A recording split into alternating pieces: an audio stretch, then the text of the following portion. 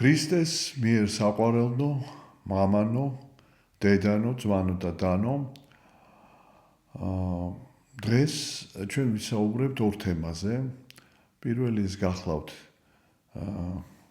სიკვდილის დაძლევა, ხოლო მეორე მცირედ მორწმუნეობის დაძლევა. ეს ორი თემა ორი კვირის დღესასწაულებთან არის დაკავშირებული. პირველი დაკავშირებული არის აღდგომის დღესასწაულთან, ხოლო მეორე აღდგომის შემდგომ კვირა დღესთან, რომელსაც კვირა ცხოველობა ეწოდება, ასევე თომას კვირა ეწოდება. აი ამ დღესასწაულთან არის დაკავშირებული და ორ დღესასწაულზე, ორ ასე ვთქვათ, საკვირაო გადაგების თემაზე იქნება საუბარი, რადგანაც აღდგომის სააღდგომო ვიდეო ჩანაწერი ვერ განხორციელდა სრულყოფილად, იყო ხარვეზი, ტექნიკური და ვერ დასრულდა ეს თემა, ამიტომ მე შენდობას ვითხოვ ამ ტექნიკური ხარვეზისათვის და ფიქრობ, რომ ეს ორი კვირა იმდენად დაკავშირებულია ერთმანეთთან, აღდგომის კვირა დღე და კვირა ცხოველობა, თავისთავად კვირა ცხოველობა ეს არის სხვადასხვა ეწოდება აღდგომის განახლება, ანუ აღდგომის მადლის ტოლფასია ეს კვირა. საერთოდ ყველა კვირა დღე არის მცირე აღდგომა და ეს შეიძლება ითქვას, რომ აღდგომის შემდეგ ეს არის ყველაზე დიდი კვირა, ყველაზე გატოლებული აღდგომის დღესთან, მის მადლთან და აი ამ ორ კვირას რასაკვირველია განსაკუთრებული ერთმანეთთან ძალიან მნიშვნელოვანი კავშირი აქვთ ამ დღესასწაულებს და აი სწორედ ჩავთვალე, რომ აღდგომის თემაზე კიდევ ერთხელ მესაუბრა, როგორც უკვე ვახსენე, აღდგომის დღის მთავარი თემა ეს არის სიკვდილის დაძლევა. ტროპარიც ამას გვეუბნება, ქრისტე აღდგა მკვდრეთით სიკვდილითა სიკვდილისა დამთრუნელი. ანუ აღდგომა შესაძლებელი გახდა ქრისტესი მხოლოდ მას შემდეგ, რაც მან სიკვდილი მოკლა, სიკვდილი დათრგუნა და ეს მან აღასრულა თავისი სიკვდილით. ანუ კიდევ ერთხელ თუ რა არის აღდგომა, რა მოხდა აღდგომას და როგორ უნდა ასე ვთქვათ შევაფასოთ ეს და გავიაზროთ ეს საოცარი დიდი საიდუმლო აღდგომისა. უპირველეს ყოვლისა, მკვდრეთით აღდგომა, სიტყვა მკვდრეთით აღდგომა ნიშნავს, რომ სიკვდილიდან სიცოცხლეში დაბრუნება ხდება. მაგრამ სანამ ეს სიცოცხლეში მოხდება დაბრუნება, აი უნდა დამარცხდეს სიკვდილი. და აი როგორ მარცხდება ეს სიკვდილი? ჯერ საერთოდ რა არის სიკვდილი? აქ არ არის ლაპარაკი ფიზიკურ სიკვდილზე. აქ ლაპარაკია სულიერ სიკვდილზე. ეს სულიერი სიკვდილი გახლავთ ის სიკვდილი, რომლის შესახებაც ღმერთმა სამოთხეში უთხრა ადამიანს, რომ თუ აკრძალული ხის ნაყოფს შეჭამთ, სიკვდილით მოკვდებითო. დიახ, აი სიკვდილი ეს არის ღვთაებრივი საერთოდ სიკვდილი არის სიცოცხლისაგან მოწყვეტა. ის რაც არ არის სიცოცხლე, სადაც არ არის სიცოცხლე, ეს არის სიკვდილი. და აი ღვთაებრივი სიცოცხლისგან მოწყვეტა ადამიანისა, რაც გამოიწვია მის მიერ ცნების დარღვევამ, ეს არის სიკვდილი. და ეს დაიწყო იმ წამშივე, როდესაც ადამიანმა ცნება დაარღვია. ანუ იგი მოწყდა ღვთაებრივი სიცოცხლის წყაროს, თავად ღმერთს და მის სულს, რომლითაც ადამიანის ჯერ სული იკვებებოდა და შემდეგ სხეული. და აი ეს სიკვდილი აღმოჩნდა საყოველთაო, ანუ ყოველი დაბადებული ადამიანი აღმოჩნდებოდა სიკვდილში. რატომ? იმიტომ რომ ცოდვის შედეგად ადამიანის სული ვეღარ ღებულობს სული წმინდის მადლს, ღვთაებრივ სიცოცხლეს ვეღარ ღებულობს, რადგანაც ცოდვა უწმინდურებაა, ხოლო სიწმინდე, ღვთაებრივი სიწმინდე ვერ დაივანებს იქ, სადაც არის უწმინდურება. ერთადერთი საშუალება, რომ ადამიანის სულში დაივანოს ღვთაებრივმა სიწმინდემ, სულიწმინდის მადლმა, არის ადამიანის ცოდვისგან განთავისუფლება. მაგრამ თვით ადამიანს არ ძალუძს საკუთარი ცოდვის დაძლევა. ანუ ფაქტიურად ადამიანი არის განწირული სიკვდილის მარადიული ტყვეობისათვის. და ეს არის ესეთი ჩაკეტილი სივრცე, ციხე, საპყრობილე, რომლიდანაც ადამიანის სული ვერ გამოვა, რადგანაც იგი ვერ იმსახურებს, ვერ ახერხებს განწმენდას და განწმენდის გარეშე ვერ დამკვიდრდება მასში ღვთაებრივი სული. აი სწორედ მაცხოვრის მისია იყო, რომ აეღო საკაცობრიო ცოდვები საკუთარ თავზე და ყველას მაგივრად გაეღო მსხვერპლი ის რაც ვერ შეძლეს ადამიანებმა ქრისტეს შობამდე და ვიდრე მეორედ მოსვლამდე ყველა ადამიანის ცოდვა აიღო თავზე მაცხოვარმა და ადამიანებს არ შეეძლოთ ცოდვის დამარცხება, არ შეეძლოთ სიკვდილის დამარცხება და აი სწორედ მაცხოვარმა თავისი მსხვერპლით, თავისი საოცარი მსხვერპლით რა არის ცოდვა? ცოდვა ეს არის ღვთის ღალატი. როდესაც შენ ღვთის ნებას არღვევ, ღმერთს, ესე იგი, ღმერთს ეურჩები, შენი ეგოისტური სურვილის გამო აკეთებ იმას, რაც შენ გსურს და არა იმას, რაც ღმერთი გავალებს და რაც ჭეშმარიტებაა და შენ, ესე იგი, ამით არგავ სწორედ აი ამ ძალას, ღვთის ძალას თავის ეგოიზმის გამო და არა გაქვს ძალა იმისა, რომ დაძლიო შენი ეგოიზმი ღვთის მადლის გარეშე. და აი სწორედ ეს გამოსყიდვა არის მაცხოვრის მიერ მსხვერპლის გაღება. მას არ ქონდა ცოდვა და აიღო საკაცობრიო ცოდვები თავის თავზე, მიიღო სიკვდილი და აი ამ სიკვდილით, ამ უდიდესი მსხვერპლით გადაფარა, ანუ მსხვერპლი ამ შემთხვევაში სიყვარული არის მსხვერპლი, როდესაც სხვისი სიყვარულის გამო შენ იტანჯები, სხვისი ტანჯვიდან განთავისუფლების გამო, სხვისი ესე ვთქვათ, სიკვდილიდან გამოხსნის გამო შენ ღებულობ სიკვდილს. გვტები რომ სხვა გაცოცხლდეს, იტანჯები რომ სხვა ტანჯვისგან განთავისუფლდეს და აი ამ დიდმა მსხვერპლმა, დიდმა სიყვარულმა ადამიანების კაცობრიობის მიმართ გადაფარა კაცობრიობის, შეიძლება ესე ითქვას, ეგოიზმი. ანუ ეგოიზმი არის ეს უსიყვარულობა ღმერთისა. და აი ღმერთის ღვთაებრივმა სიყვარულმა გადაფარა კაცობრიობის, ასე ვთქვათ, უსიყვარულობა. და როგორც კი ეს გადაფარა, ანუ მან, ასე ვთქვათ, გაანათა ჯოჯოხეთი. იქ შევიდა და აი ამ შესვლით, აი ამ მსხვერპლით შევიდა სიკვდილის, ასე ვთქვათ, საუფლოში და სიკვდილის ყველა, ასე ვთქვათ,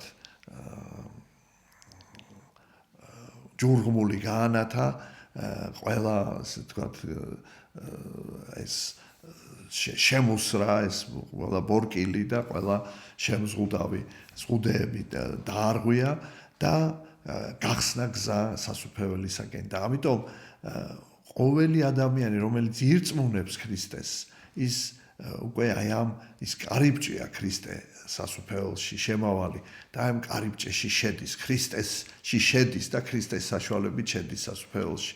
აი ეს არის აღდგომა, ეს არის აღდგომის სწორედ აი ეს გზა სიკვდილითა, სიკვდილის დადრბუნვა, აი ამ დიდი სიყვარულით ადამიანთა უსიყვარულობის გადაფარვა და აი ამითი დასრულება იმ ესე ვთქვათ, ცოდვილი ცოდვით დამძიმებული კაცობრიობის, ამიტომ ყოველი ადამიანი, ვისაც უნდა რომ ცოდვისგან განთავისუფლდეს, მან უნდა მიიღოს ნათელი ქრისტესი, მადლი ნათლობაში, ქრისტეს ნათლობაში, მადლი სულისაწმინდისა და იგი ისე უერთდება ღმერთს.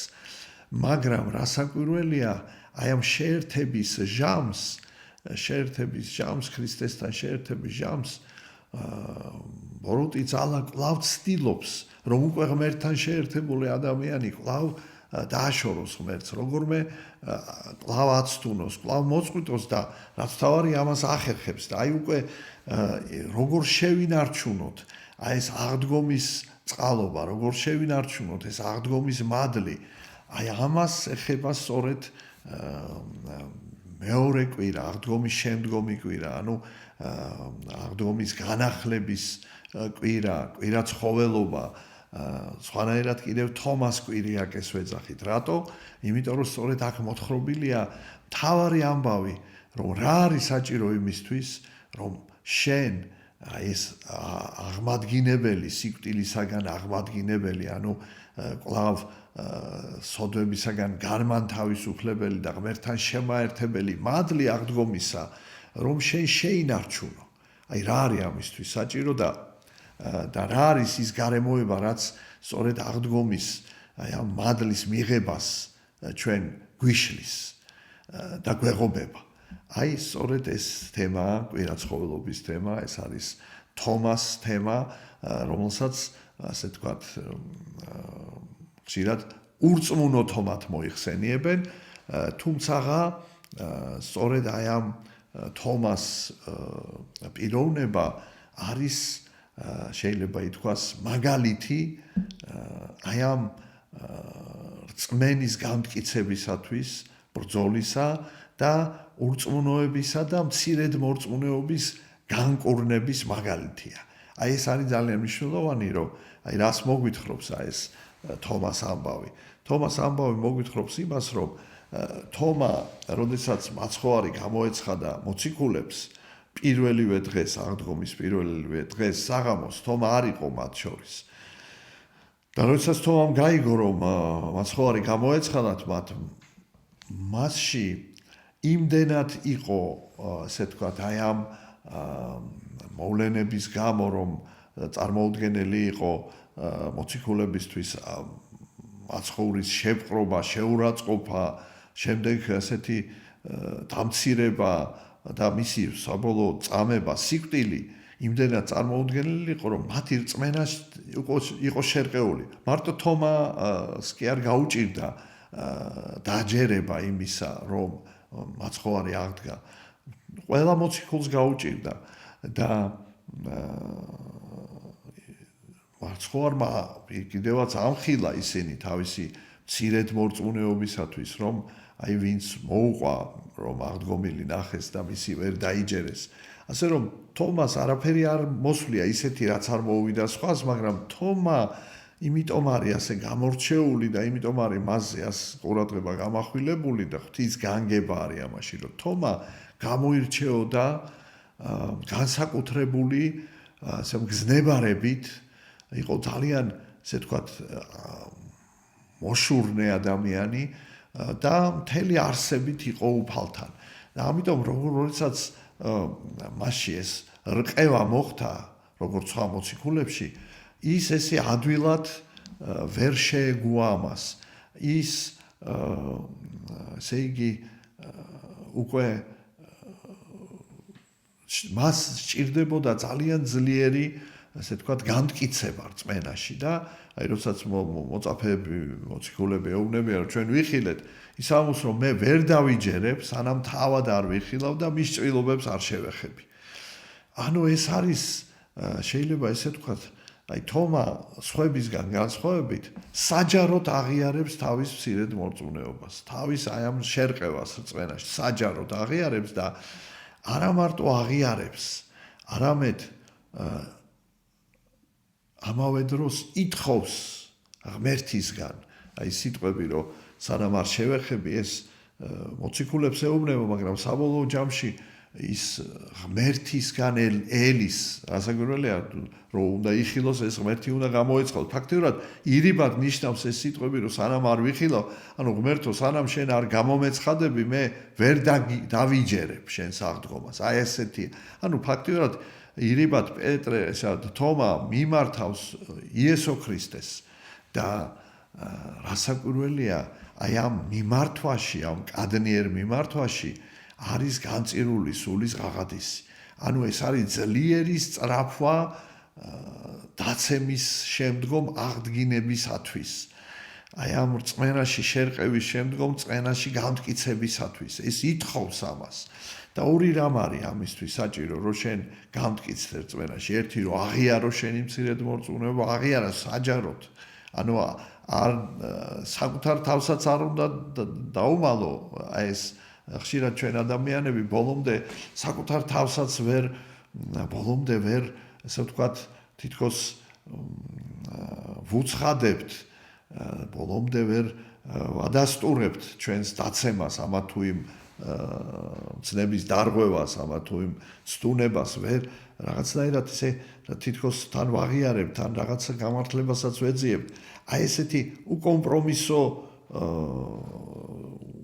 კაცრი განაჩენი საკუთარი თავის მიმართ ეს არის ძალიან მნიშვნელოვანი ეს არის გულწრფელობა გულწრფელი აღიარება თავისი დაცემისა თავისი უძღვრებისა ერთის მხრივ და მეორეს მხრივ ესეთი ღაღადისი სწრაფვა რომ ღმერთო აღმადგინე ამ დაცემისაგან აი ეს რწმენაში გამტკიცებისადმი ვედრება და აი სწორედ აი თომას მიერ ასეთმა შეურიგებლობამ საკუთარი მერყეობისადმი, საკუთარი მცირედ მორწმუნეობისა და საბოლოოდ მცირედ მორწმუნეობა სხვა არაფერი არ არის თუ არა ურწმუნოება იმ გაგებით რომ შეიძლება შენ ღმერთი აღიარო, მაგრამ თუ შენი ქმედება არ არის ღვთის ნების შესაბამისი და მცნების შესაბამისი, ასეთი რწმენა ასეთი თქვათ აღიარება ეს არის უნაყოფო. ამიტომ მკვდარია და ამიტომ ფაქტიურად არის ურწმუნოება. და აი ამის აღიარებამ და შემდეგ ამის ამ მდგომარეობიდან გამოსვლისათვის სწრაფვამ ძალიან ძლიერმა სწრაფვამ ესეთ თხოვნამ ღმერთისადმი ესეთი ვედრებამ განაპირობა ის რომ მართლაც უფალი გამოეცხადა თომას ეს მოხდა უკვე ერთი კვირის შემდეგ, სწორედ კვირაცხოველობას მოხდა და უთხრა თომას, მოვედ ჩემთა თომა და მოჰყავ თითნი შენი და შეეხე ჩემს წრილობებს და ნუ იქნები ურწმუნო, არამედ გრწმენინ და რასაკვირველია თომა დაემხო მუხლებზე და შეღაღადა უფალი ჩემი და ღმერთი ჩემი. აი ნახეთ რა საოცრება ხდება. ესე იგი მოწაფეთა შორის ყველაზე მეტად ვინც შეიძლება განიცადა ეს მერყეობა, სწორედ სხვასაც ჰქონდა ეს მერყეობა, მაგრამ ასე შეძრული, ასე ვთქვათ დაზიანებული ასეთი თითქოს არავინ არ იყო. ყველა წუხდა, მაგრამ აი ეს წუხილი, აი თავისთავად წუხილი დაცემის გამო, ეს არის უკვე აი სწორედ სინანულის პირველი საფეხური. წუხარება დაცემის გამო, აი ეს შეძრწუნება დაცემის გამო, მერყეობის გამო ისეთი ძლიერი იყო, შესაბამისად ძლიერი იყო, აი სწორედ ეს შეძრწუნება ნიშნავს საკუთარი მდგომარეობით უკმაყოფილებას, უკიდურეს უკმაყოფილებას და შესაბამისად სწრაფვას წამოდგომისკენ, მაგრამ ამავე დროს ეს სწრაფვა სწორედ ღმერთის დახმარებით უნდა მოხდეს. ღმერთმა უნდა მოგცეს ეს ძალა და აი აქ თომას სწორედ ერთის მხრივ თავისი ესე ვთქვათ შეძრწუნება, თავისი აღიარება, თავისი აი ამ მერყეობისა, რწმენაში მერყეობისა შემდეგ შეძრწუნება ამ აღიარებით, ამ ფაქტით და მე ასეთი ღაღადისი აი ეს იყო უკვე რამაც მისცა ისეთი რწმენა, რომელიც აღემატა ყველა სხვა მოციქულის რწმენას. რა იყო ეს? რაში გამოიხატა? იმაში, რომ მან პირველმა მოციქულთა შორის იესო ქრისტეს უწოდა ღმერთი. ანუ იგი ამბობს უფალი ჩემი და ღმერთი ჩემი. ანუ მან აღიარა იესო ქრისტე ვითარცა ღმერთი და პირველმა მოციქულთა შორის. და აი ასეთი დიდი რწმენა მას სწორედ იმიტომ მიეცა, რომ მას ჰქონდა დიდი სინანული, დიდი შეძრწუნება დაცემის გამო და დიდი სწრაფვა ამის აღდგენებისაკენ. აი დღევანდელ თანამედროვე ადამიანს 21 საუკუნის ადამიანს ყველაზე მეტად აკლია მტკიცე სარწმუნოება. თუ კი მოციქულებს ჰქონდათ რყევა სარწმუნოებაში, რა გასაკვირია, რომ 21 საუკუნის ათეისტურ მსოფლიოში, სადაც ამდენი ეჭვია, ამდენი სკეპსისია, რომ თანამედროვე ეკლესიის წევრსაც ჰქონდეს რაღაც მერყეობა. არ არის გასაკვირი. გასაკვირი ის არის, რომ ეს რწმენა იყოს მტკიცე და აი ყოველი მართლმადიდებელი აღსარებე პირველ რიგში უნდა აი უკომპრომისო იყოს თავისი რყევის მიმართ, თავისი მცირედ მორწმუნეობის მიმართ, რომელიც ხშირად ვლინდება. და სწორედ თომა არის ის, ვინც დაძლია მცირედ მორწმუნეობა, ამიტომ ეკლესია სწორედ თომას მაგალითს გვაძლევს. ურწმუნო არის ესეთი თომას ცხოვრებაში ერთ-ერთ რედაქციაში ურწმუნოებითა ურწმუნოების დამთრგუნველი. აი თავისი ურწმუნოება იმდენად შეძრა, რომ აი ამ ურწმუნოებამ გამოიწვია მისი ურწმუნოების დაძლევა და დათრგუნვა.